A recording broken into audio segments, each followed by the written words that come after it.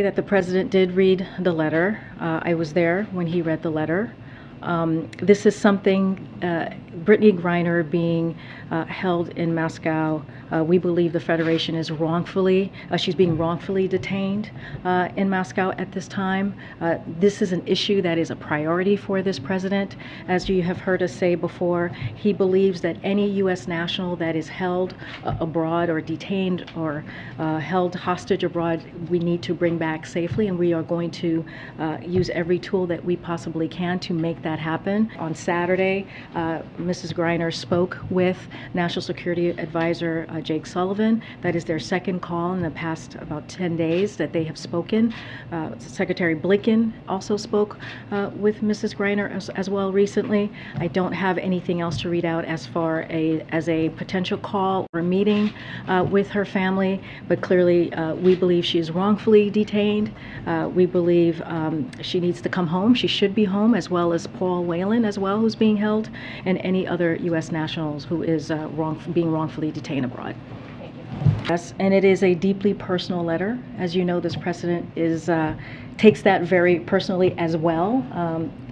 Brittney Griner talked about the 4th of July, which we just celebrated yesterday, talking about freedom and how different it means for her. You heard the president's speech, which was also very powerful yesterday, speaking about that in the time and the moment that we're in. I don't have anything to share about if he's going to respond or what that would look like. I can confirm again that he has read the letter, and it was, as we all know, deeply personal, and we're going to do everything. The president's going to do everything that he can in his power to bring her home, along with other U.S. nationals who are being held wrongfully detained aboard. Global Affairs anchor Martha Raddatz is tracking the story from Washington. Good morning, Martha. Good morning, George. Lawyers in Russia this morning say they hope to have a verdict within a month, but each day the pressure to gain Griner's freedom grows, even though the Russians claim that the public pleading will not help.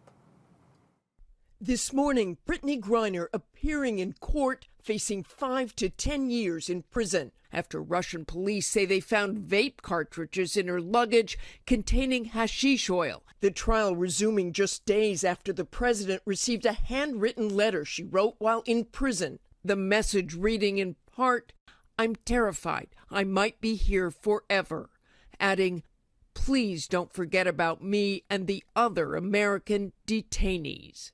The 31-year-old last seen appearing in a Russian court Friday for the start of her trial, shackled and surrounded by armed guards. Brittney, how do you feel?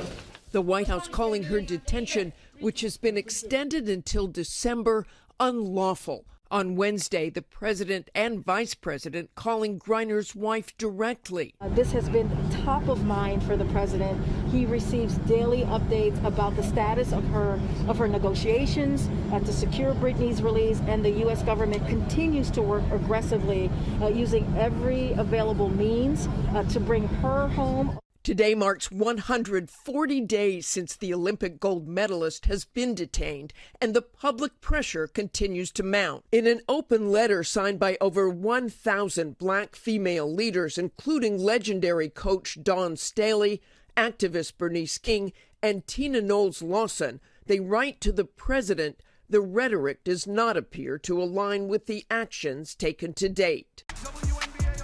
Overnight, 5,000 miles from where WNBA star Brittney Griner is isolated, fighting for freedom in a Russian court. Brittney Griner, BG. President Biden, please help bring BG home. Her family and friends are making one thing clear. Brittney isn't in this battle alone. As the days continue to increase that my wife is wrongfully detained in Russia, I've adapted her mindset in my efforts to get her home by going no matter what or how I feel. I honestly can't rest until she's home. Martha, joined now by Rachel Scott. And Martha, let me begin with you. The stakes are climbing here. The Russians clearly seeing Brittney Griner as a serious bargaining chip. They sure do, George. At the center of this, of course, the war in Ukraine, which certainly adds to the stakes. But former U.S. Marine Trevor Reed, who had been detained by the Russians, was freed in April. But you also have Paul Whelan, who has been there almost 3 years. But Griner is a public figure, and that adds to her value for the Russians. What they have long wanted is a prisoner exchange for a Russian arms dealer named Victor Bout, who has been in a U.S. prison since 2008. He is not someone the U.S. wants to release, but the U.S. also wants all these detainees brought home, George. That's right. And Rachel, the White House working hard, they say, doing everything they can. What's going on behind the scenes? Yeah, and many supporters are calling for that prisoner swap, but this is a delicate balance for the Biden administration. On one hand, they do want to get Brittney Griner home as quickly as possible, but at the other hand, they really do not want to say anything that could possibly jeopardize her potential release. They are under immense pressure, and it's not just from Griner's family, but also from the family of Paul Whelan. They say Paul Whelan has written hundreds of letters to the Biden administration and other administration officials. They've been pleading for a meeting at the White House, a call from the president, and they say after more than 3 years, they are still waiting, George. Okay, thanks to both of you. And the Griner family, when I sat down with Sherelle at their home in Phoenix, they have been very clear about mentioning the other detainees. And even Brittney Griner, in her letter to President Biden, mentioned the other detainees, just not making it about themselves. Power in numbers. Yes, indeed.